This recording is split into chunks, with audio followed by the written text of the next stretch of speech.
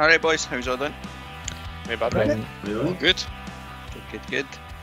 I was going to say, you showery bastards. Hearts have won 5 and everybody's back, full attendance. But that's normally what we do when we get beat in it. It's normally we get full houses when we've been absolutely dog shit.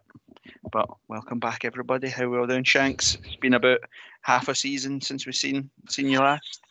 What's been going down? I've been out scouting the J League to see if I can get as a striker. Nothing doing, so I'm back. Well, you'll be back over that side of the world because Jason Cummins has moved over there, so you'll need to keep going back and forth to keep those rumours alive that he's coming to Hearts. Aye. I've been speaking to the Cumdog. He said no, so we'll try again next time. Sound deal. Brads, what's been happening? Not much, mate. It's been a good week. Managed to get to the game on Tuesday and enjoyed the game yesterday with Tam, so it felt like some sort of normality again. So, good week. Back to normal. Kev, it is back to normal for you. Happened with the house. What happened to the house? Did it fall apart or something? No mortgage? No, nothing like that.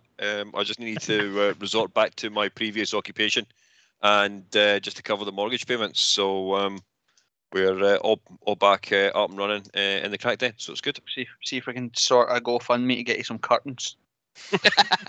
It's offensive to see a naked window. Yeah, see what we can do. Right, Tam, what's been happening? Not much. Had an absolute shite day yesterday. Bradley came round and watched the football, so it's all right.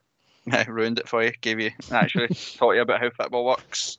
No, ruined the illusion I had in my mind for 29 years. Aye.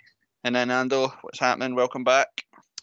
Aye, we week off last week. I was entertaining guests, and I don't think they'll be coming back because I was fucking raging for every single minute that they were in my house, and I wasn't involved with the pod last week. So, I don't think they'll be back, but I am glad to be back. You don't have to explain it to us. We have to pod with every week. We know how they felt. Exactly. And actually, just to go, without going down too much of a rabbit hole, Tam mentioned that I might come across as angry sometimes, and I've definitely had to set him straight yesterday by saying I am angry at everything all the time with no exceptions. And today's no different. Well, I'm glad after nearly 2 years it's finally sunk in that I think you're angry. But that's and I like that we'll test that to the limit today because we've played 2 games since we last podcasted, scored 7 and conceded none. So I like to see where the anger creeps into your moaning about how Hearts have been the last couple of days. But I'm sure we'll manage it. Okay. Don't you worry. I am full of positivity that we'll find something to moan about. Right, everybody, welcome back to This My Story, your unofficial Hearts podcast. As we say every week, all of our opinions are our own and usually miles off it. We'll start this week because Brian Frater got in contact with us to big himself up to say that he got the correct score in the predictor. So Ando, it's been a while since we did any updates on the predictor. Give us the scores and the doors. Ryan Frater successfully got some things right, and he got 20 points. Well, I don't know if he got 20 points yesterday. I've not checked that deep, but he's in 39th position. Incidentally, probably miles ahead of Shanks. But we have Brad's on the top on 83 points. Kev right behind him, along with myself and Maximus Hound in joint second on 75 points. Andy Dixon 74, Gary Anderson 69, Jamie Devlin 68. And that's everybody of note. Tam, you're away down in 13th, unlucky for some. And Corbett, my missus is beating you because she's in 15th and you're down in a lowly 19th. And Shanks, all joking aside, you're in 25th. But that's fine. You've missed half the season. You're actually doing well to be in 25th. So well done to you, son.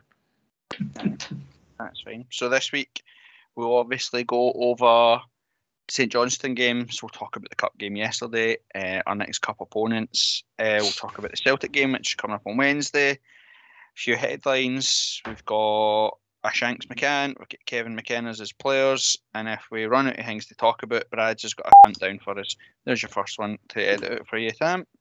There we go. That sound. Right. So, Shanksy boy.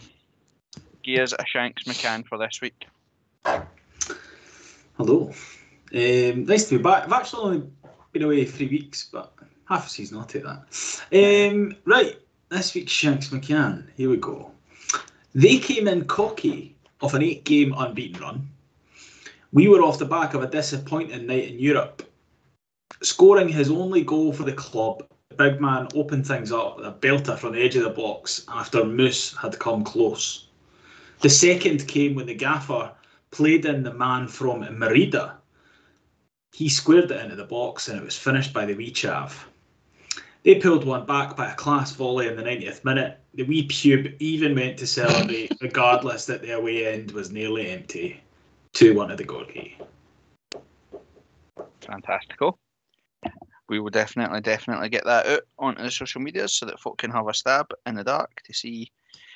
I always want to know how you're getting these games. Like, are you watching DVDs or something? Is that what's happening? You cleared out and found all DVDs for back in the day, because these are very specific, and I know how much you know about Hearts.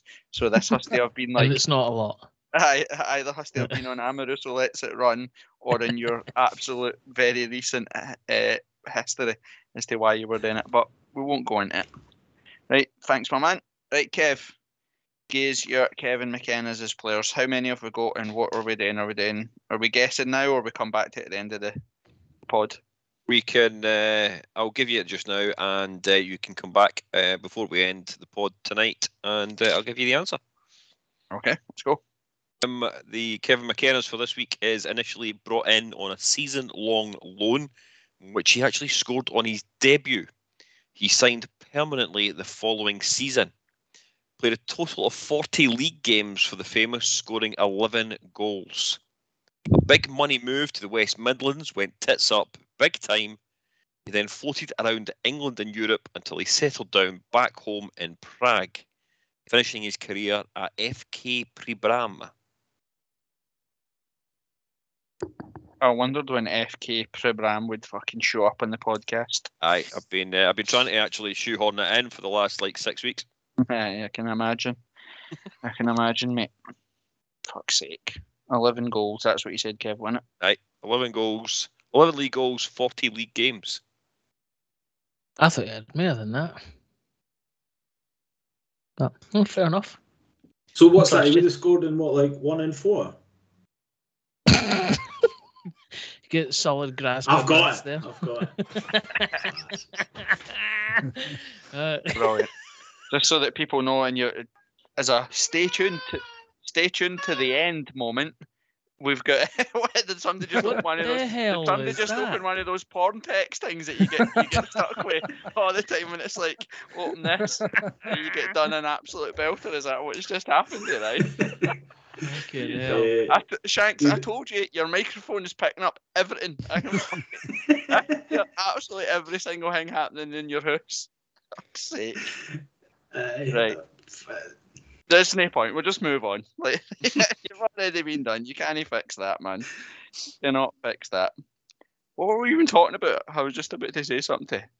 I was actually going to say Shanks was giving us a maths lesson. That's what happened. Stay tuned to the end of the pod, because Shanks has wrote down a formation. So there you go. If that doesn't keep you intrigued, then nothing will. Right. Which seems to be a sad, before we dive into the rest of it, which seems to be a sad occurrence all the time now. Seems to be a regular thing that's happening across the board, which again, we've spoke about it at great length, and we'll say it again about, start talking to your mates, reaching out to people. If you're struggling, there's absolutely nothing wrong with struggling. The world is fucking shite just now. Lean in on your pals, speak up, don't suffer in silence, because again, if you're heartbreaking news last week, young Devin Gordon at 13 taking his own life or whatever, which is just incomprehensible. It was heartbreaking to see the news coming through. I suppose the outpouring of emotion has been, and the reaction for football has been great to see, in terms of, loads of clubs yesterday stopped in the 13th minute and did a round of applause. We've had minute silences. I'm sure the club will be doing their own acknowledgement for what's happened. Obviously, the family have got connections to Hearts, which is their place to discuss how they're connected to the club. But I seen a couple of people today tweeting to say like, "Oh, you've not even mentioned it" or whatever. And I think it's more of a mark of respect and out of the family, because it's the family's wishes for things basically not to be spoke about just now. So if the family are for it, and we'll wait for their okay for to do so, I would encourage everybody to take part in the minutes applause in the 13th minute of the Celtic game. But again, we'll take the steer for that from the family as the right thing to do here. So we'll keep it where it is, and if the family give us the go ahead, then you'll see it on our social medias. We'll start tweeting and try to drum up some traction for it to happen. But on behalf of all of us on the podcast, we just wanted to say that our thoughts and condolences are to every single person connected to Devon's family. We're all thinking about you, and hope the wee man's resting in peace now and is at ease. So we're all thinking about his Gorgirl.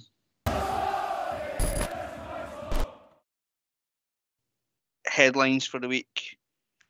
Obviously, we'll talk about the good stuff, which is we get Livingston the next round of the cup, a home draw. Can't complain about that, can we? That's if you could pick an ideal scenario, you take a home draw every day of the week. Yep, 100%. That's what you Certainly, want. instead of going to the spaghetti hut anyway.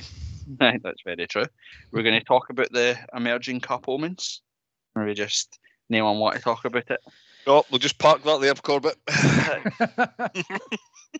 Post show, Corbett had us winning the cup because of certain things that we're not going to talk about.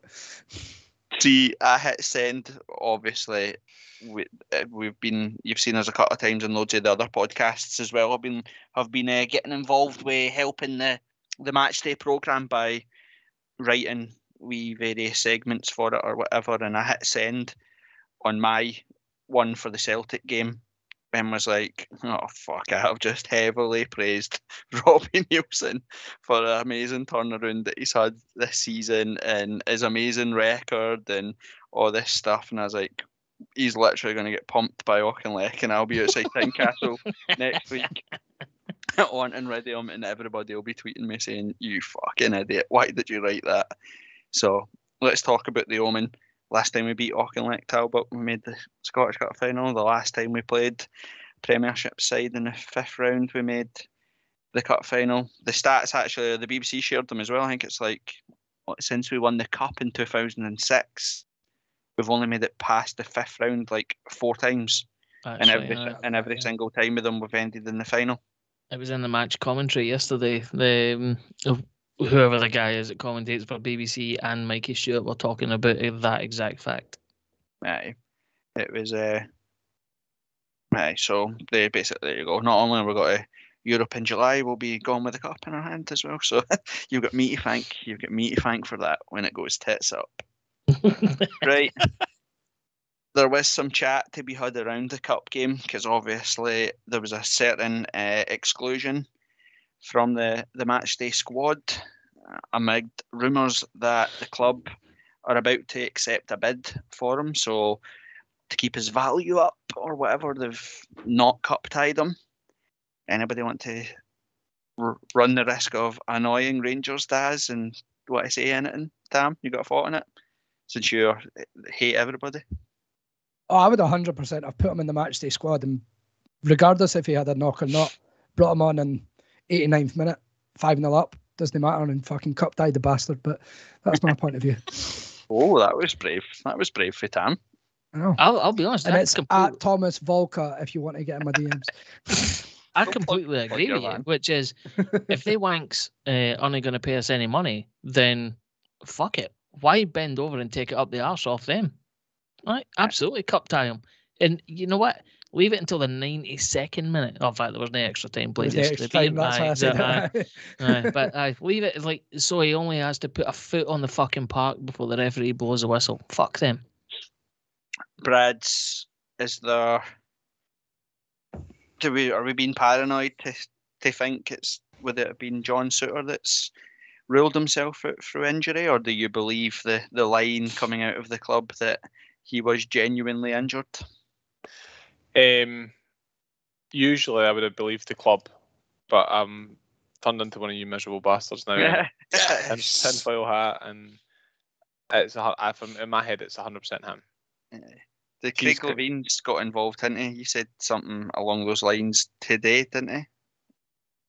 I don't know. Was Craig Levine not defending him last week? Did they not just? I mean, he might have just alluded to he didn't believe the injury line or whatever. But I don't get the fact that the club are saying he's injured for Saturday with Achilles injury.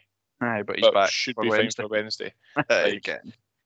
None of us have medical degrees, but if you've got an injury to your Achilles, it's not usually a 5-day sitting out period. It's usually something more substantial to that, and especially somebody who has had severe injuries in the past to that exact body part. So he's had the last time he had a problem with his Achilles, he was out for 9 months, or maybe longer, whatever it was. So it's definitely he's done it to keep his value to Rangers. But I was arguing with Rangers fans online about this, and these Rangers dads are adamant they don't want him now. And if I was a player in the club that I'm going to, and they've sold them this story that we're desperate to have you, you're going to be an asset to the club, but we're not going to fork out 400, 500 grand for you. It's a kick in the teeth, surely, is it no? Aye, but then again, like we said last week on last week's pod, is they've got they hold all the aces, don't they? Like, do you know what I mean? They're in no rush to bring him in, but they know that by unsettling him and exactly what's just happened there, do you know what I mean? Like, convincing Hearts or the player or whoever to leave himself out so he doesn't get cup tied, talking about bids landing and all that sort of stuff. All of it just adds to what was already toxic from Tuesday. So Kev, we'll talk about. In fact, Kev, you weren't there, so we won't talk about you for Tuesday. We'll go to Shanks and we'll talk about Tuesday, and specifically because we'll come in to talk about the St Johnstone game overall. But obviously Tuesday, for literally now, I'll admit to being slightly shocked that it lasted, the booing of John Booter, as long as it did, because I expected it to be 10 or 15 minutes and then it would die down, but it was literally from minute 1 or 3 minutes before kickoff when Scott Wilson read out his name to literally when he was walking down the tunnel after the match getting booed anyway. So I said on Tuesday after that I couldn't see John Souttar ever playing for Hearts again. What's your views and what's your take on everything that's happened in terms of Souttar? Aye, so firstly, totally agree why I could hear you at the back of the stand leading the boos. I'm not surprised. I think he handled it really well. I thought he still put in a good performance. You can see though that the players were almost trying to protect him a wee bit. So when he was open, they were playing it to the left and stuff, which I found a bit strange. So you can see it's getting to them. I thought it was quite an awkward atmosphere. Tam will tell you there was fighting in the stands. You had the boo boys booing, and then everybody, all the grannies were clapping them. It's just fucking boring. I've had enough of it. Play him to the end of the season and we'll get on with it. We'll all be cheering him if he gets the boot in against Celtic on Wednesday night. But equally, if he goes, I'd also be happy. So it's unsettling. I think it's also a bit of a kick in the teeth for Taylor Moore and Smith as well, if Atkinson comes in and does well, if Souttar's getting in ahead of them. But the fans don't want to see him. So I do think it's just going to start to keep causing unnecessary turmoil on what's going to be a critical part of the season. So I'd like to see him go, but if he stays, then I'm just got to get on with it. Well, I think the club and, Robbie Nielsen did handle the situation correctly before the St Johnstone game. Bigged them up, said the big part of the team, chasing Europe. He's going to be part of the squad. He's still the Heart. We might hate him, but the Hearts players, that's one of their mates. Like, do you know what I mean? Like, they're not wanting to see their pal get battered, and they'll still want him to be part of it. So I totally and utterly understood Robbie's approach pre the St Johnstone game, but I think the St Johnstone game took everybody by surprise at Hearts, if I'm being honest. I think they kind of expected maybe a few boos before the game, cut his first touches and they would boo him and then that would be it. But the fact that it was relentless and it was for every single time he touched the ball, even to the point, and I didn't agree with this, was the cheering when he got booked. Do you know what I mean? He got a tackle to, went down and folk were cheering. I was just a bit like, right. At some points the booing was funny when we were like Ollie in the passes as it was building up to get to go to John Suter, and like you said, the players started missing Suter out. Like if they were passing it around the back, normally Halkett would feed it into Suter and Suter would play it into Devlin or whatever. They literally just bypassed them and went Smith on one side or whatever and just totally cut him out. But I think now the stance has changed. Like I don't know what to make of him being out of the cup, so he didn't get cup tied. I absolutely can guarantee he won't play on Wednesday. You have Rangers booing, Celtic fans booing him because he's going to Rangers, and Hearts fans will boo him every single touch, every single time he gets the ball. It won't go away. Like, fans are angry. So, as I said last week, I've kind of softened my opinion on it. You just take whatever we can get for me and move them on, don't we, Tam? Would that be your line on the sand and we'll move on? Pretty much. As you said, whoever said it was toxic, that describes it perfectly. Like, it just I would take whatever we can, get out there and find a replacement as quick as possible. If that's somebody currently in the squad, so be it, or get somebody else in before the window ends. But yeah, time to move on, and we'll probably see him in the final of the Scottish Cup. Right. That's my big worry, right? Is that, say we didn't cup tie him yesterday, he signs for Rangers and plays, and we manage to get to a semi-final or a quarter-final or a final and play Rangers, and he plays against us. Do you know what I mean? It's one of those absolute strange situations. Shanks? I was just going to say, it was all like, we've got Moore in the squad, we can slip Smith back in if we need to, Haring could always drop back, and everyone was fairly relaxed about the situation. And then Halkett went down, and everyone was like, fuck, actually, do you know what? This could seriously cripple us in the second half of the season. 1 or 2 injuries, and we're really going to miss him. So I can see the benefit of keeping him around, but for me, if we can go back on that 300 grand, just take it. What's the point? He's gone anyway. That's true. Right. The other talking points that we'll talk about the Talbot game in terms of the performance, the goals and all that sort of stuff. But referees again been in the spotlight this week. Some questionable antics happening in the Rangers Aberdeen game, which led to Rangers, and it got slaughtered and battered, right? And in one sense, I get it. I get why we found it was funny, but in the other sense, I think every club should be doing that. Every club. Now, the argument then becomes, well, Robbie Nielsen got banned. One of the McGinns, whatever he was called, got banned because he questioned the integrity of the referees. Robbie Nielsen got banned for his comments in Glasgow. So, again, and we've seen it before. We've seen Brendan Rodgers saying that the referee came in and apologised for getting the Jamie Walker penalty decision wrong at Tynecastle, the opening game of the season, wasn't it? And it was to make it 1-1, and then they scored to make it 2-1 in the last minute or whatever. Stephen Gerrard said similar for situations where things went against Rangers, said the referee came in and apologised to them, and now they're having sit-down conversations with the SFA. So it's a difficult one to judge, Kev. Like, in one point, like, Rangers are absolutely justified because, as we seen on Saturday, the standard of refereeing, and we've been on the receiving end of it a few times this season, it's shambolic. It's shambolic. So why are other clubs no following suit? It is a strange one. I've read a couple of little bits and pieces about the Rangers situation. It doesn't seem like there's actually anybody directly from the club that are actually putting this forward. It's like the club as a whole have actually contacted the SFA. So it's like, from that point of view, it's not the manager or the assistant manager or a player. It's the actual club who are effectively calling out the poor level of refereeing. The situations we're seeing that you've just mentioned are individuals who are actually calling it out. And it's like the SFA turn around, well, we know who it is, so we're going to actually impose a ban. I think has Robbie now had 2 bans this season? I think the first one was suspended, and then he called them out again, and then got a 2-game suspension. So for that point of view, was banned yesterday as well, wasn't it?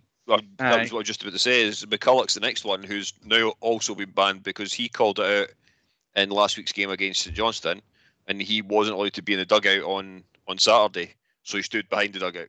What's the point? Do you know what I mean? But it was, the whole thing. It's like stop the actual, stop the manager or the coaching staff actually calling out referees and just do it as a statement from the club. Take the same response. Rangers have done it. Hearts can do it. Aberdeen can do it. Dundee United, Hibs, whoever. Because the quality of refereeing, as we've seen over the last year and a half, has been absolutely shambolic.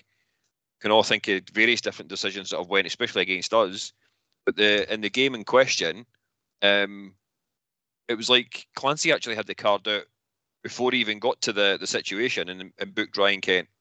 And I also don't believe that Kent actually even caught Scott Brown for the sending off for the second yellow card. I think Scott Brown knew perfectly well what he was doing, but that's what he does. He just gets in your, he gets in your head and he gets under your skin, and milked it for every little penny he could. Aye. Well, you also take into consideration that Rangers didn't call out the referees. Well, they did to a certain extent, but they actually managed to get a sit-down chat with them. They had constructive conversation with the SFA and put forward a 9-point or 9-page dossier or something like that about their concerns. Now, how that's no par for the course. So I can see it for two points of view. Like it's totally acceptable what Rangers did, but then if it's only allowed for them or Celtic today, then that's not fair, isn't it? And then Ando, just to talk specifically about our own game, have you seen a worse? It didn't affect us because we managed to win the game quite comfortably, but have you ever seen a collective of horrendous decisions like you did on Saturday? Genuinely no. In one 90-minute period, I think you'd be hard pressed to find. And see, the thing is as well, it's not just. It wasn't the entire refereeing team. It was that one guy, right? And so this is where, if we go back to Rangers asking the question about, what are the checks and balances and all that sort of stuff that the probing questions that they've asked of the SFA, that is a legitimate question that needs asked of that linesman. Because let's be honest, it was only the problem of the linesman in the first half. Other than that, I don't think there was probably too much that was wrong aside for that. But then you kind of almost have to temper that with the fact that we've got referees, no VAR assistants in Scotland. They're part-time, essentially. These guys all have day jobs, and they only get to see it first time. Like if it was a profession and they had VAR backup, then obviously that's two possible solutions to the shit standard that we see just now. But it is a joke. It's like if we're coming away talking about the fact that the refereeing decisions have ruined the weekend, or a game in particular, that's no on. We should be past that by now. And Brad, we've said before on here, right, is that what bugs me, people make mistakes, right? It's fine. That's what comes with the game, right? Robbie makes mistakes, the players make mistakes. It'd be ridiculous to expect that referees and linesmen and that aren't going to make a mistake here or there. That's what happens. That's why they're humans. We make errors or whatever. But what bugs me and gets under my skin the most is when they guess or they simply don't know the rules. And we had two situations that I was going to talk to you. So number one is the Boyce opener that they cut off for offside. Like, that's a guess. They don't know what's going on. He's clearly behind the ball, so he can't be offside, but they've just guessed. And then the other one that totally annoyed me was the Cammy Devlin free kick. Cammy Devlin and the boy are tussling, wins the ball. Cammy Devlin falls to the ground, and the Auchinleck Talbot boy kicks the ball off him. And the referee, when he's on the ground, and the referee gives them a free kick for handball. And it's like, what could he have done? What is it? He's on the ground, and the guy smashed the ball off him. So that's the thing that bugs me the most. Is that similar to you? Is like if they just guess, that's a bigger worry than make mistakes, isn't it? Aye, absolutely. But you get rogue referees doing that every level of the game. But at the highest level, there's 4 officials there. So you're telling me, and they're all mic'd up, they're all talking to each other. So I know Ando's saying, that he's made 2 horrible offside calls, but there's 4 of them that didn't make the call for the penalty. Yep. Which, by the way, every person in the world seen him punch that ball. Aye, it was crazy. As soon as he punched it, you could see his head goes down. He's thinking, "Oh fuck, why have I done that?" You seen the replay of the referee saying it hit his head? Hit his head. Gave a goal kick. You can literally see him speaking, saying it hit his head and then gave a goal kick. See, the thing is, the referee isn't going to say it hit his head if that's not what he genuinely seen. Like, I've not played it back and looked at like the trigonomics of where he was and what his eyesight would be. All the stuff that Sky Sports do on a Monday Night Football when they're dissecting shit referee decisions, but he gets to see it once and once only. Like, and I'm not defending them, but it's like he only gets to see it once. If in his viewpoint it did hit his head, then there's nothing you can do about that. That's part of the problem. I am not defending them. Yeah, we need the technology in. We just need it. End off. We do need 100%. And here's the other one, Brad's actually for the St Johnstone game, right? It's been talked about for ages that the new rule is uncontested drop balls. If you're in possession of the ball and the game has to stop, it's an uncontested drop ball to restart play, right? Everybody knows that. That's the rule. Yet, Chris Kane, on Tuesday, the referee drops the ball. Peter Haring takes a second or two to hang with it. Chris Kane comes in and takes the ball off him. And it's like, what are you doing? Like, that's a booking. It's because, exactly. Do you know what I mean? Everybody knows the rule, so he knew what he was doing. Do you know what I mean? There's no... Peter Haring could have waited there for 2 minutes for to kick the ball. The game doesn't restart until he kicks the ball.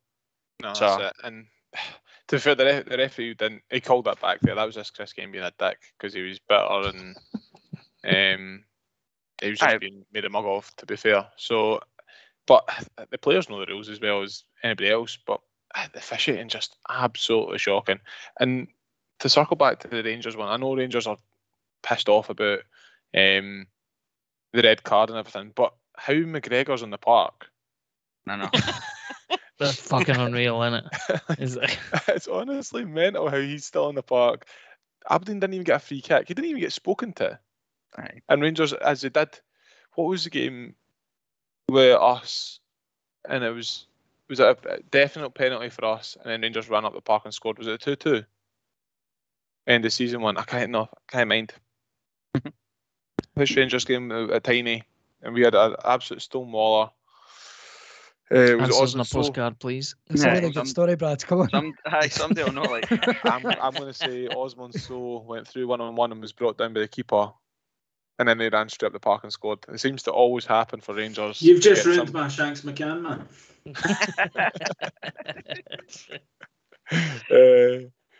And you're right. And Ando, I think you nail it there, and we've spoken about it before, but we need VAR. But then the other Boyce one where he's put through and go, that's not even difficult.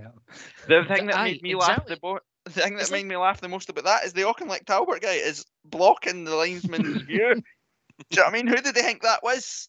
I know, it's like the guy clearly doesn't have a fucking cloaking device on. It's like, there's a guy wearing a black shirt there. What the fuck? How can you miss that? He's right in front of you. It's pathetic.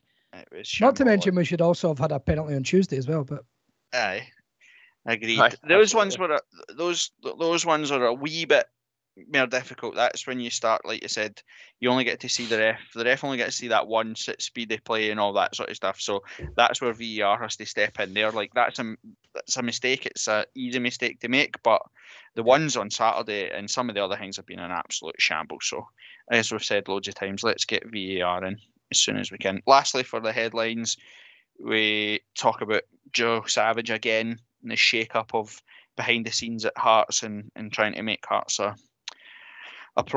profitable proposition.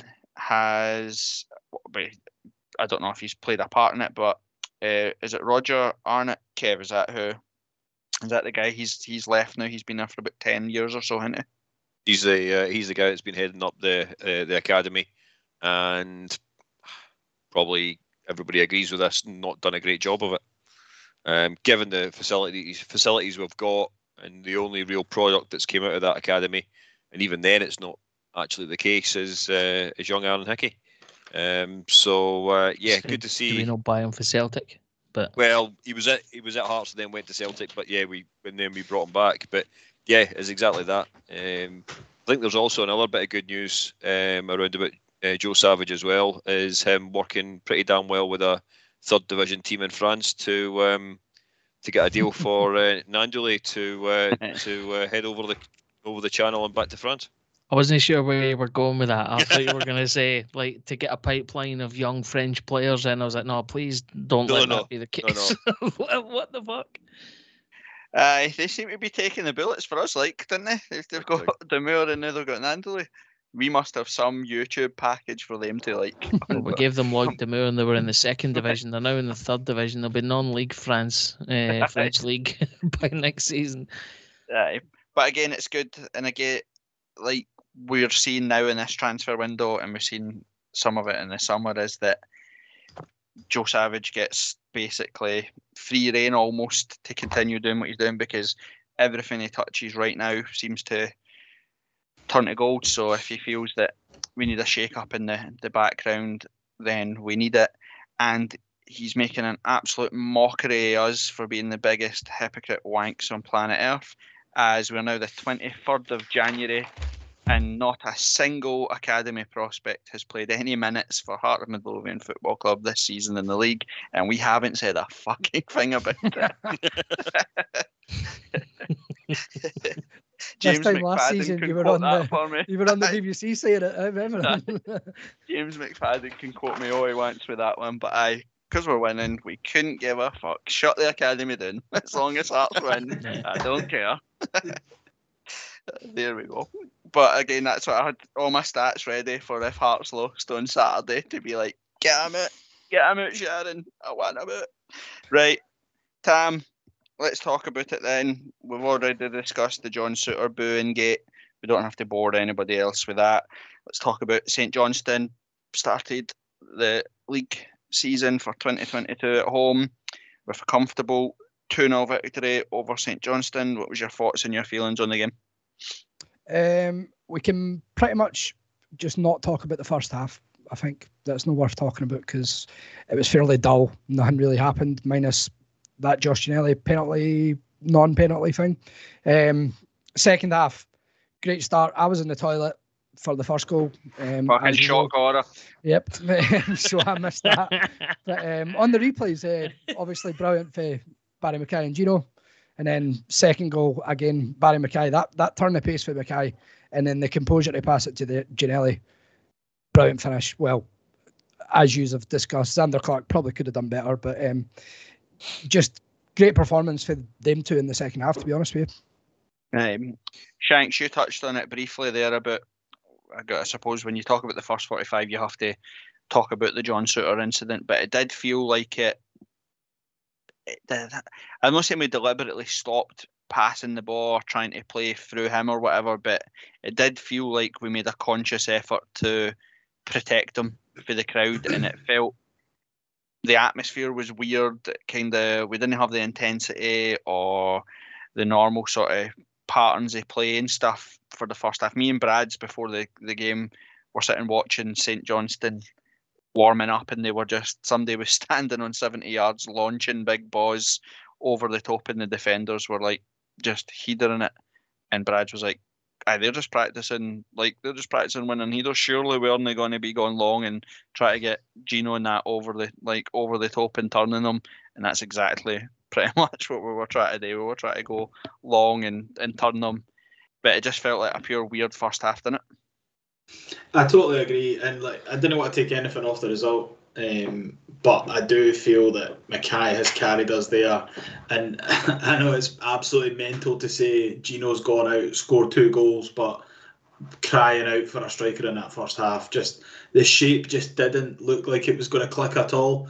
I wouldn't even go as far as say it did click. I think it was just 2 brilliant bits of play from link up between Mackay and Gino. And Robbie after the game saying that Gino could be a 9, arguing with the boy interviewing I'm just seeing it.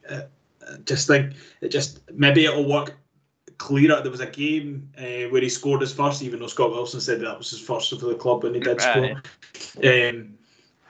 That they played that formation and it worked brilliantly because I think GMS was really clicking. I don't know who it was against. Was it St Mirren at home or something like that? St John's. All right, okay, not even close. But you just say like one of the two white boys has a bad day and it's just nothing. And I don't know if that was linked to the trying to go down the side that Barry was on to protect Suter, but GMS was just anonymous in that first half, and it was so telling. It just killed us going forward. True, Sam. Am I right in saying Gino kind of moved more wide in the second half? Like he wasn't playing as centralised, and obviously that helped us in that second half. He played basically. We played nobody through the middle second half. Yeah. We kind of had them stay as wide as we possibly can. But as you say, Brad, this is the thing that, like, I understand what Shanks is saying there, but the thing that's impressed me probably the most this season is how comfortable we look whilst not playing well. Like, at no point did I feel like St Johnstone were going to get a goal or beat us at any point on Tuesday. I felt like we just weren't clicking. I felt like we played with no striker for literally the full game. Do you know what I mean? But we just have a knack of managing games better than we've had for a long, long time. Is that something that you pick up on too? Absolutely. Absolutely. And it's exactly that point that we've said it a few times on the pod now. They never once did I fear that they were going to score a goal. Never once. They didn't have anything up top that gave me any sort of fear. Like I can't even. Did Stevie May start? Yep. Aye. Yep. I can't even remember him touching the ball. No. I literally cannot remember him touching the ball. And then when the big lad came up top, he was a wee bit more kind of direct. But other than that, they offered absolutely hee-haw. And it's that's all to do with ourselves at the back.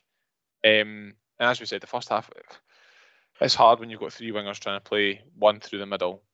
It didn't help that we spoke about it, Corbett, every single ball went central. If you've got three wingers, you play it in the channel and let one of them chase it. You know what I mean? That's kind of basic football. But second half, certainly, I think, God, I feel dirty saying this. I felt GMS was more impactful in the second half in terms of pressing the man higher up and pressing the ball earlier, which caused us to turn over possession in the middle of the park much faster, and then that's when we got our two counter-attack goals. So I was much more impressed with the second half. It gives me the fear if we're going to try and do that long ball thing against Celtic, because we'll just get eaten alive.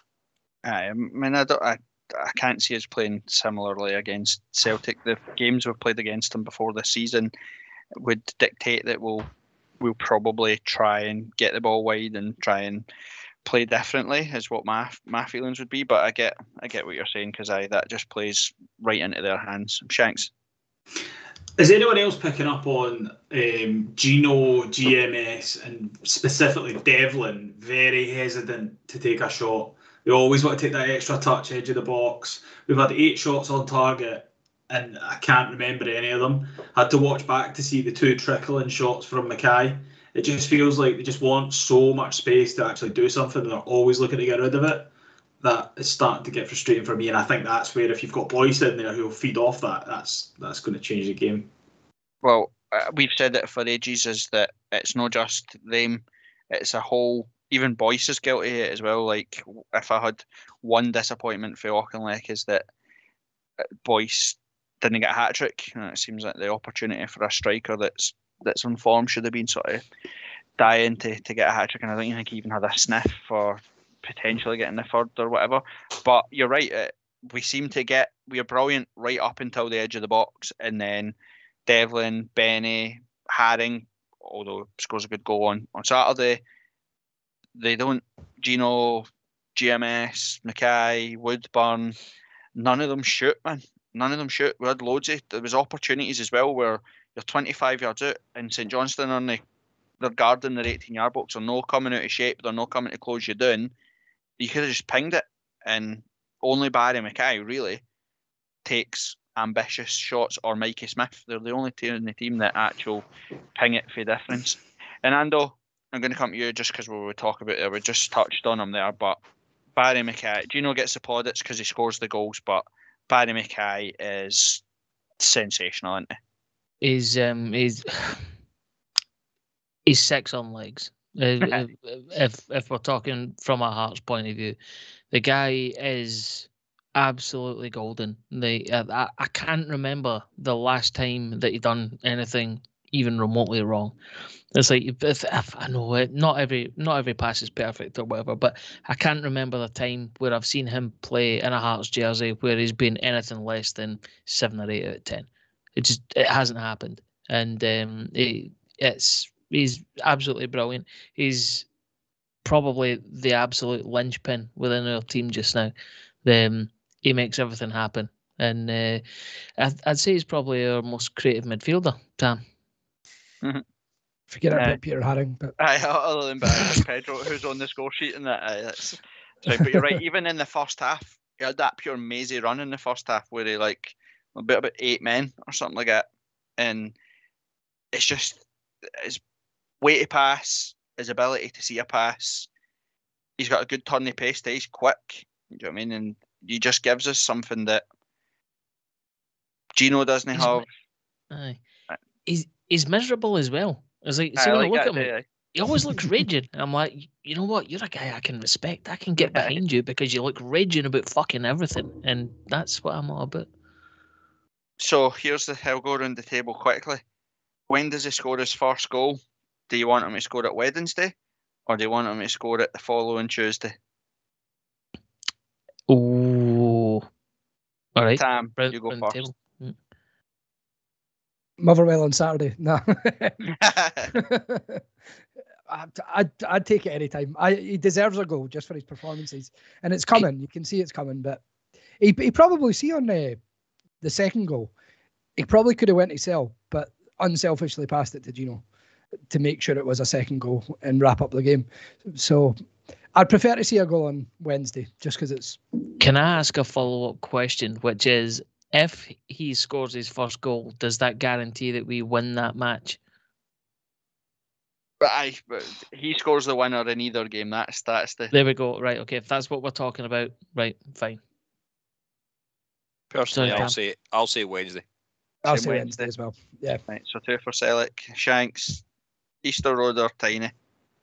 Wednesday. I'm only looking at teams above us in the league because we're not getting caught by anybody. Yeah, you've clearly been to the other side of the world because you've brought back that attitude that Devlin and Atkinson have brought back with them too, which is we're here to win leagues. So I like it. Brad's? Aye, absolutely. Wednesday has to be, as long as it's a winning goal. It's the same for Devlin.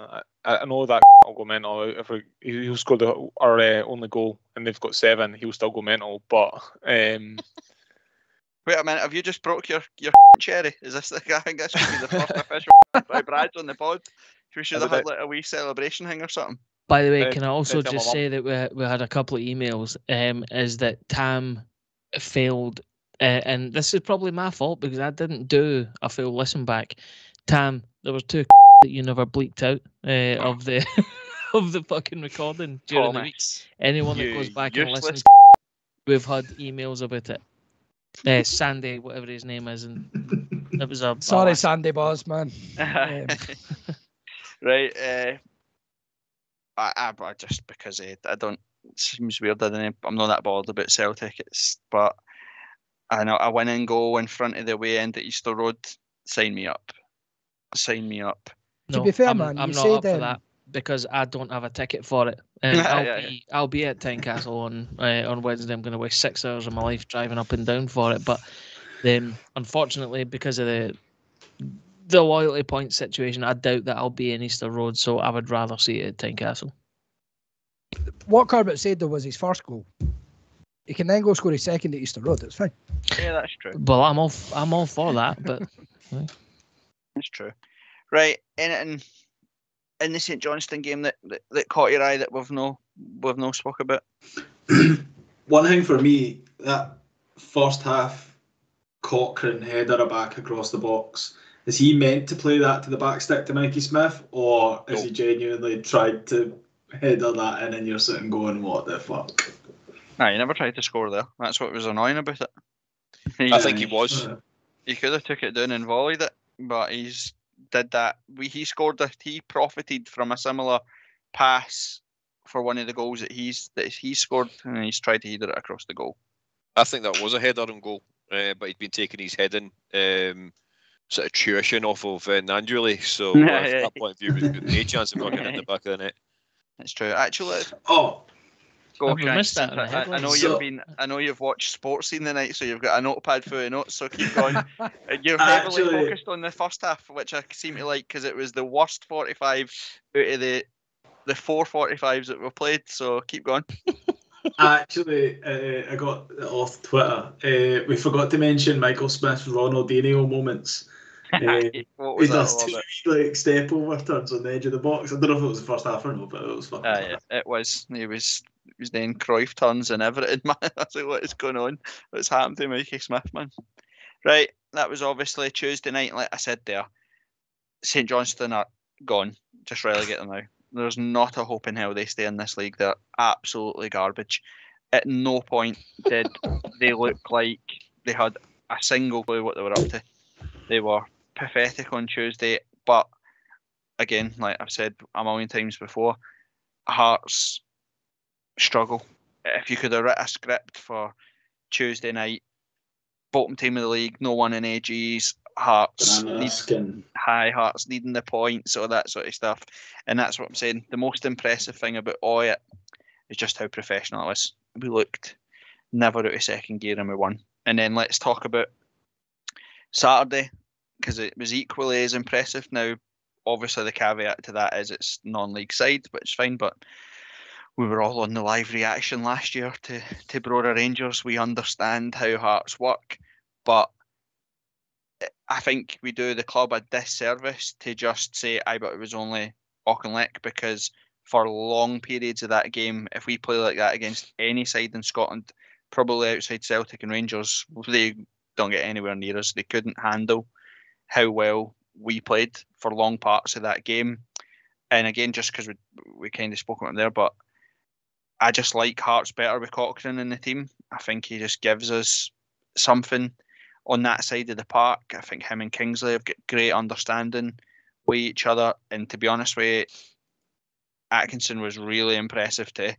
Really athletic, really getting forward. And we're talking about the John Souttar stuff here, but the absolute no-brainer is Taylor Moore slots in for Souttar and Atkinson plays the wing-back role, Cochrane on the other side, and I don't think it impacts Hearts in the slightest if Atkinson continues how he performed on Saturday. Shanks. Arguably, it's a proper improvement. Yeah, man. Yeah, you'd be hard pushed to so far on the evidence. I only got the highlights of the game, but I was going to ask what Atkinson was like going forward, and could you ever see him doing a job if we're short in the front three? Because then that allows you to pull Mikey Smith on as well. Well, no, we're not playing a right back up front. would be my instant reaction, but. To answer your first serious question, I thought he was really good. He was really, really tricky with the ball at his feet, I thought, as I put in the group chat, which he clearly never read. His ability to fucking turn around 180 degrees like that was absolutely unbelievable, right? His change of pace and direction is... I know it's only one game against a dog shit opposition, but I think he'll be a good player, just on first instinct. Like what I've seen. Certainly looked at Sam. I know you were probably serious when you asked about him playing in the front three, but what was class to see was how far forward him and Cochrane were actually playing. It was quite often they were kind of leading that front line and leading the charge. The whole of yesterday was occasions yesterday when it was Halkett was back, everyone else was right up. And it was just class to see that the shape, what we've been trying to do was really coming off yesterday with like 5 up front at points. It was like that's the whole, in essence, Brad's. That's the point of that formation, isn't it? That's where if we're pressing, if we're tempo, if we're high up the park, then at points we'll play with 5 up front, because that's the whole point of the 3-4-3 is to get your wing backs fully engaged. And if you think the teams that we were going to play against will potentially have 4 at the back. They'll potentially have 3 at the back. So it was really impressive, wasn't it? Absolutely. And I don't want to labour the point you just made. That's the whole point in that shape, that Liverpool shape that they've been playing for so long. It's a telling sign that the highest percentage of their assists for Liverpool have come from Robbo or come from Trent Alexander-Arnold. That's because they've got that high up the park to get into those positions. We've missed that with Mikey Smith having a first touch going backwards or trying to cut in. It's just we need somebody to overlap Gino, to overlap GMS, to overlap Mackay, and allow them that freedom to cut inside and be creative in the middle. That's exactly what we want. And Cochrane and if Atkinson is going to play like that well in the big stage as well, Christ, that could be frightening. I'm really impressed with those two on either side. Agreed. And then Ando, just because we'd spoke about it, and I'm not just hanging it because he's brought it up, but the first 45 minutes, for example, against St Johnstone were evidently improved by having Liam Boyce back in the team.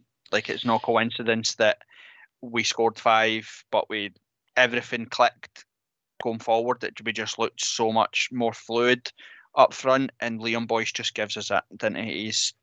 He is literally, I know Barry Mackay will get the plaudits, but Liam Boyce is Hearts' best football player. Without a doubt. What's that I'm on now after Saturday? If it was at 13, 14 goals, whatever it is in all competitions, he will be, barring like a serious injury, it'll be Hearts' first 20-goal a season striker since John Robertson, I think. Is that? Yeah, that's right, isn't it? Right, yep. And for that reason alone, he'll go down in history as probably our best striker in recent years. The notable mention for him on Saturday, by the way, like obviously it had a bit of stick for some boy in the crowd, that whole spit in the hand, rub the baldy head, and see from bald wanks everywhere. I respect what you done, Liam Boyce. Sticking up for it. Exactly, sticking up for the crowd. Well done, my man. Another reason why he's my favourite.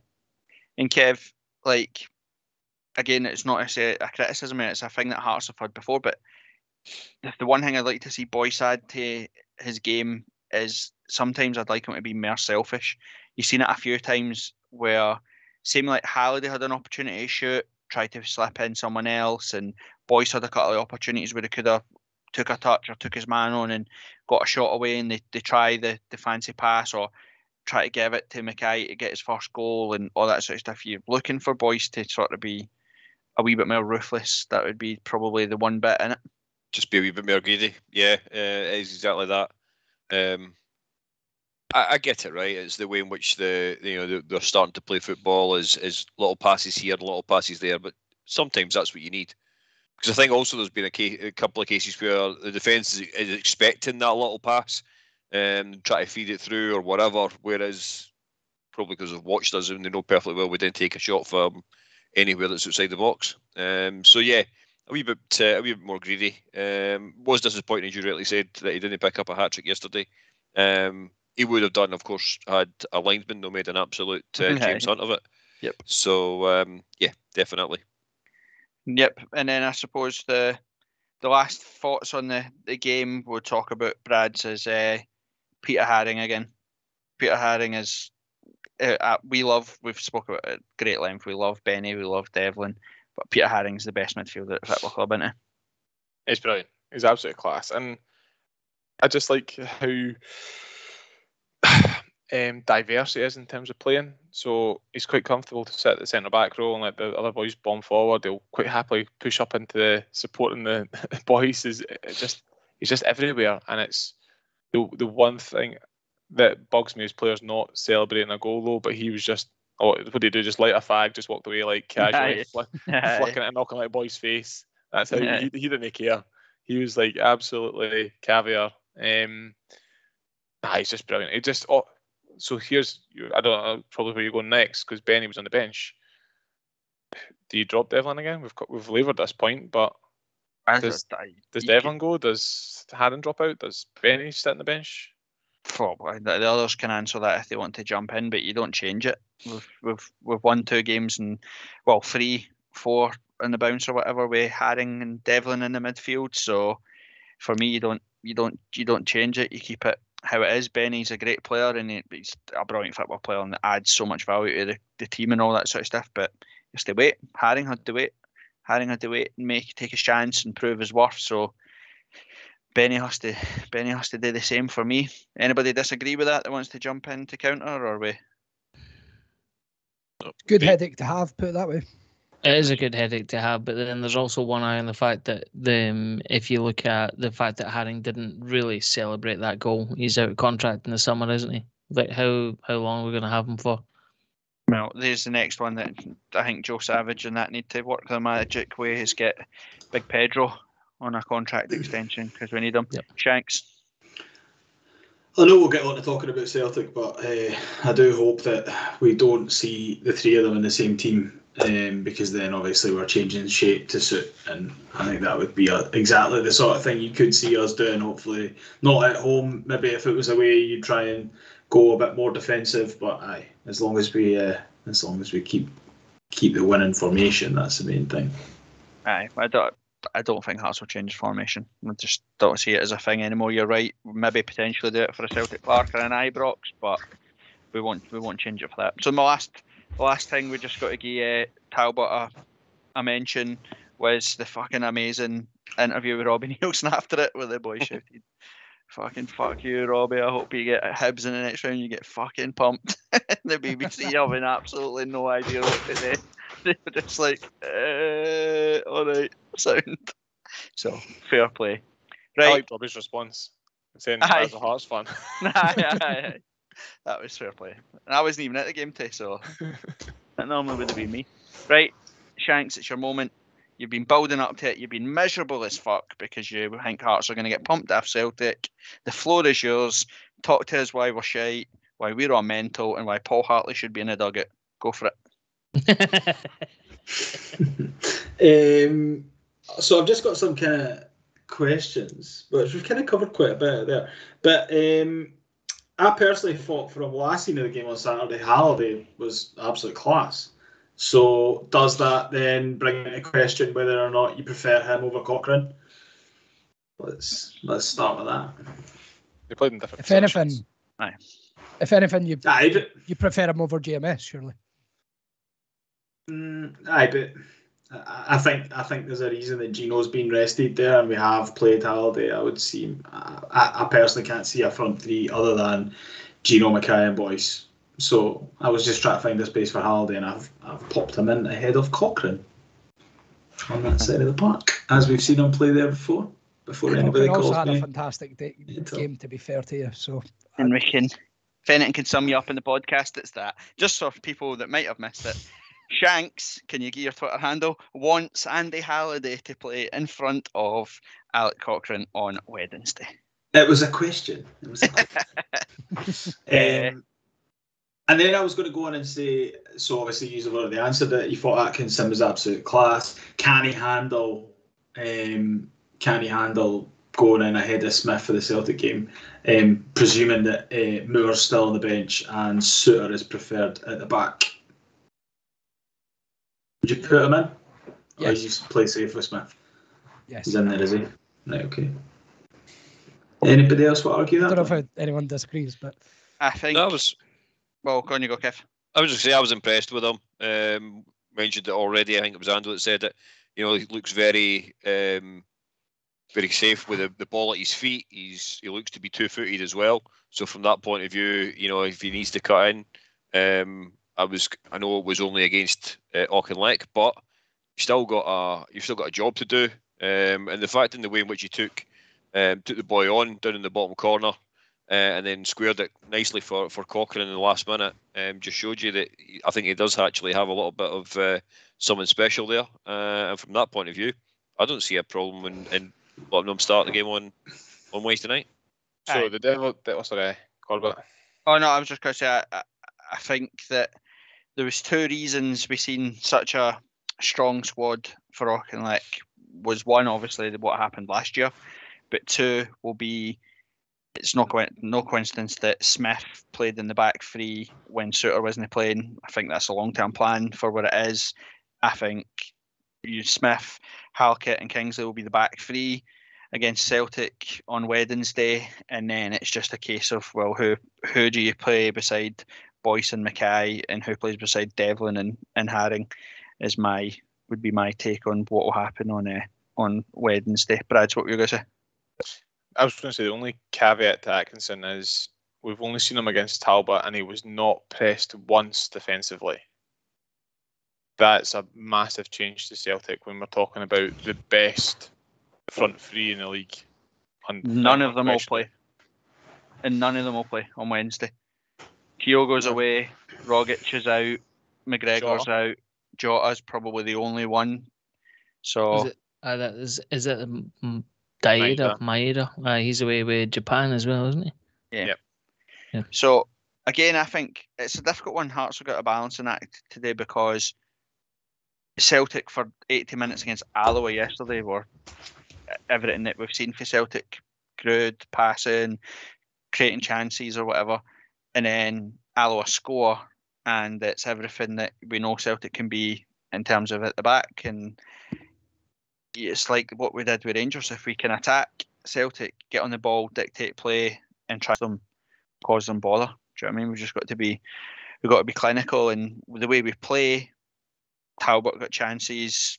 St Johnstone had a one or two half chances. Celtic will get chances. That's the sort of the negative side of the formation we play, but you just got to trust that we could potentially take our own chances. Shanks.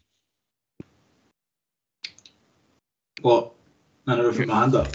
I've still got my hand up, fair. Your hand's up, but we know you've got 18 bullet points that you want to talk about. So I know, but you keep fucking bloating them all. So right, so I'll just hit you with the three of them, and you can discuss them as a group. So I was going to say, I think you'll do something daft and put Gino in the 9 again and bench Boyce and bring him on, or do you think we'll start with Boyce? I was then going to quiz to say, is there any wee niggles for Saturday that anybody noticed? I don't think there was, but if anyone's heard anything. Thinking Woodburn could be back in the squad if he's out of COVID isolation, if that's indeed why he has been out. And Henderson wasn't in the squad on Saturday, but did make the bench against St Johnstone. I've not heard that he's gone back to sign for Barry Ferguson, so does he get a sniff? If we need him. Oh, was he cut? All right, there we go. Would you have him back on the bench again if there's space? Does he get a sniff if we need him, or would you rather that we go with experience? Have you got Ross Stewart in for Gordon? In there as well. yeah. No. Cheesy play. No. How can handle Hearts and Larson and Sutton? I'll be fucking buzzing if Gino starts. Cochrane's still in the squad. Halliday's fucking left back. This will be absolutely raging. Right, go get your starting 11 since you've gave us everything else. So my starting 11, which I've got it written down, so you can fucking call me if you want. I've got Gordon, Suter, Halkett, Kingsley, Atkinson, Haring, Devlin, Halliday, Gino, Mackay, and Boyce. Okay. Right, all jokes aside, I wouldn't be surprised if we played that team. I wouldn't be shocked either about it. Ando, what's your thoughts for Wednesday? Who would you bring in? Who would you take out? It's simple. I know it's maybe unconventional, but I've been flogging this dead horse for ages now, which is don't change a winning team. That it is that simple. I think the changes on the Celtic line will kind of almost take care of themselves. Then I would start this pretty much the same way we did against Auchinleck. I know it's completely different sort of calibre of opposition, but we're at home. Fuck it, why not? Yeah, and I like the sound bites coming out of Robbie as well. Saying that we win on Wednesday, we're only 6 points behind them. I like that attitude. Yep. Do you know what I mean? I like that attitude. We've got a tough run of games coming up in terms of with the people round about us. We struck gold on Tuesday in terms of the results from our rivals or whatever you want to call them. Pretty much Aberdeen, the only one that gained a point. We gained 3, so yeah, I'm not going to say confident about Wednesday, but again, it's this Hearts side seems different now. Like we're a lot more mature than what we've been before. So There's a swagger there. Yeah, and it'll be a bit like the Rangers game as well. Like if sometimes you just have to put your hands up and say, you know, a bit of quality or a great finish, or you come up against a good team that had a good move and they score. Sometimes you just have to put your hand up and say that's football. No, everything has to be a 4-day dissect. This is what happened and this is where we should have been. Sometimes you just come up against teams that are better than you. And Celtic, like I said, they've spent £25 million transfers this season versus Hearts £0. Like that quality that, like you said, they've got Jota who looks literally the real deal. They can bring, even though they lose McGregor, they can bring in the other signings that they've had for January that have looked good and made an impact. You know, they've got the Greek guy up front that scored. I think he scored in every game he's played with Celtic that he's played, but he's not kept himself fit. Like, we just have to be clinical. Trust that we can create chances and take a couple, and I think we'll be fine. So now's the big boy time, as we hate all the time. Let's do predictions. Tam, I'm coming to you. What is your score prediction for Celtic? I hate when you come to me first. I like to steal some else's answer. That's why I like to do it. I think it'll be a high scoring game, to be fair. I genuinely think it'll be 2-2. Desmond. Brad's. So on the podcast I was listening to, I'm going to say 1-1, but actually in the predictor I'm going to say 2-0 Celtic. I like your style. That's why you're top of the predictor, eh? I like your style. Ando. I'm going to say 2-1 Hearts. Nice. Shanks. 2-0 Hearts. Nice. Kev. 1-1. Nice. I'd say 3-1 Celtic is going to be my scoreline. I think they'll go 2-0 up or something. We'll get a goal back and we'll throw everybody forward. They'll hit us in the break or something. That's my prediction. The shite bag that I am. Right. We've pretty much covered everything that we're going to do. Bradsy's down. We'll end it on that. Brad, tell us what it is. Tell people in case they didn't know what it is, and then we'll guess. And also, what tripped folk up beforehand is everybody needs to have hands-on heads before you announce the game, because I'm pretty sure Kev cheated at the last one.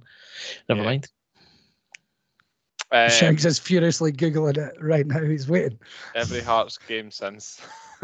Right, we'll take you back. So, for our listeners who have not heard this before, I'm going to give you a game. Our boys are going to have to guess our players and bench from that said game. One shot each. We're going back to 2019. Hearts 4, Auchinleck Talbot 0. And I'll go around on my screen in order. Shanky, you're first. So 2019 squad 4-0 against Talbot. Who played that game? Berra was, and he was a goal scorer. Tambo, you're next on my screen. Smith did play, yes. Corbs. That Hibs Demi Mitchell. Demi Mitchell was there, and he scored a goal. Kev, you're next. Bobby. Bobby Zamal was a sub. Did I give you a mark for that? I'll give you a mark. Ando. Oh, risky. John Suter. John Suter did play, yes. Back to you, Shanky.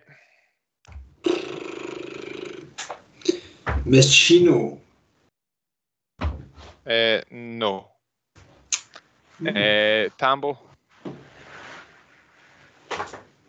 2019. Yep, 2019. Kyle Lafferty. Nope, no Kyle Lafferty. Corbs. That was way before that, actually. Sorry. Aye. Try to figure out. Joe Pereira. No Joe Pereira. He was only last year, wasn't it? We just said Bobby was on the bench. I was trying to figure it out, so it's fine. You've got it now. By Gucci. Gucci did play, yep. Ando.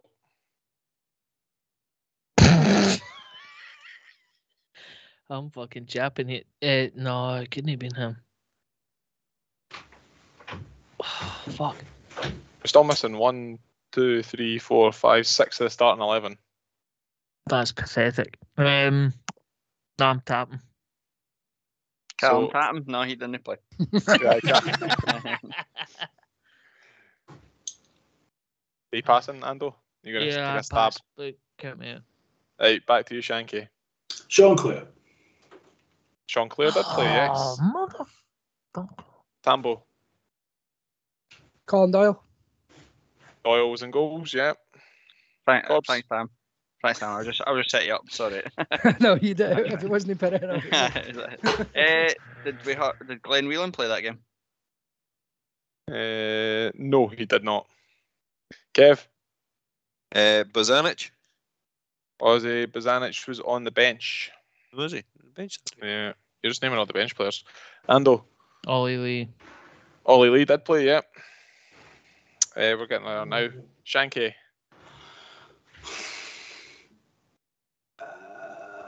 Stephen Naismith.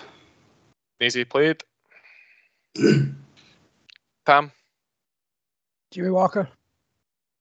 No Walker. That's what I Corbs. wanted to say last round, but I couldn't bring myself to do it. Aaron Hughes. Aaron Hughes did Oh. not play. Was he not even on the bench? Not even on the bench, no. Kev. Still missing 2 goal scorers of the 4-0. 2 goal scorers in the 4-0. Aye. One Aye. started, one came off the bench. One started, one came off the bench. Better Fuck. scored, didn't he? Berra Aye. scored, Mitchell scored, Yep. and 2 others. Their goal scorer's fucking useless as well. Actually, both are useless. Demure. No. Ando.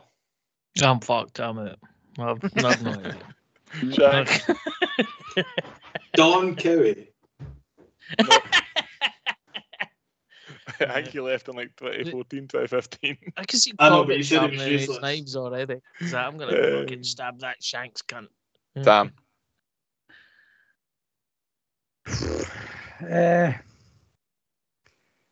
Just pass. This is right. crap, man. Like, see if you'd Crap, We need said a so- game some, for we need some hints. We 2009, need some I'd hints. be better. Right, okay. David Corbett- Vanacek. David Vanacek came off the Came off bench. the bench, Oh didn't But he? he my didn't God. score, so Cobbs, you're back in the game. Kev. Oh, Jesus Christ. Right. You Jake got a photo? Mulroney. Oh, Yeah, I'm Paul. just, Mulroney. I'm just about to say that. Earpods, Jake Mulroney. Right. I'll give Cobbs Halkett. Had Halkett signed by then? No. No, he was at He said summer. the year after. We're forgetting our wee African midfielder, Dylan Arnold June? Becky. Jim. Thambo, I'll take that from you. We're still missing 2 goal scorers. Did you say this was 2019? 2019. Well, Ryan Edwards, was he in the squad? Did he come back by then? Nope. Because he scored in the final, but I was trying to think how he Aye. obviously was on loan at So- the first half of that season at St Mirren, wasn't This Mallory guy- Maltan. This striker couldn't play on AstroTurf. he? Oh, fuck, guy, Steve McLean. Right. McLean, he scored a goal. The other 3, one's Right, at Falkirk currently. No, let's go. Callum Morrison. Callum Cal Morrison. Morrison. Mm-hmm. Yeah, Was Hickey in the team now? Was he that? wasn't. No, Feely Um, came in against Aberdeen, didn't he? I Aidan didn't realise Keena. he was any good. Aidan Keena scored. Oh. And the last one is a big useless defender. His brother plays in the league. Oh, we got him on loan Yeah, from somebody down south. brother plays for St. Crookie Mirren. mentioned him a few weeks ago. Came for Leeds. Leeds he came in for? Or Yeah, Burnley? yeah. No, he came for Leeds. Burnley was Jimmy Dunn. Sean, Just if tell Sean us. is not on land, Shaughnessy. Sean's at sea. So you go, boys. You managed to get them all eventually. That was painful, though. Safe to say everyone lost there. There was no winners. That Really was painful. truly awful. That was Short that memories, was- eh? Let's You've just Viking longboat that feature. That needs to go. You've upset me by reminding me of how many shite football players Hearts had. And what's even more annoying is that was the game after Jake Mulroney wore the AirPods, wasn't it? Aye. And he was still at the football club. There you go. There's a shambles for you. Right, cool. Well, what a cheery note that was to end, wasn't it? Aye. Brilliant. Shanks, got anything else to say about how shite Hearts are, or how we'll get pumped on Wednesday? Anything else on your notepad that's not been scored off that you want to talk about? I said that we'll win 2-0 on Wednesday, so buzzing. Right. Lee McCulloch's coming in for boys. This big white teeth. You want a guess at the Kevin McKenna this week, boys? Or are we putting it in the socials? Kevin McKenna. I don't need to guess. I know it. Bold. Well, Good. do we want to wait? Do you want to give Ando a moment in the sun, or do we want to just skate to the socials? Let's give Ando the moment in the sun and we can go out on a high. Roman Bednar. Correct. Roman Bednar. I thought he scored more goals than that, but No, league goals I'm fine, and he was only 11. He did score 3 in the cup. Okay, fair enough. Right. Let's go out in that high. High, because Roman Bednar used to get high because he was. He was a fucking lad, that lad. He was an absolute boy, absolute boy. Right. Let's all have tears and fucking hell, Shanks, man. What is your microphone? Sorry, listeners. Shanks is busy moving house. It would sound like. Shanks has got his microphone pointed at the ground, picking up every single movement that he makes. I was digging going to a say, shallow grave. boys, I see you all on Wednesday for Tears and Snotters. Yous cannot catch us next Sunday. See you later, boys. Catch you later, boys. Cheerio. See you later. Gargoyles.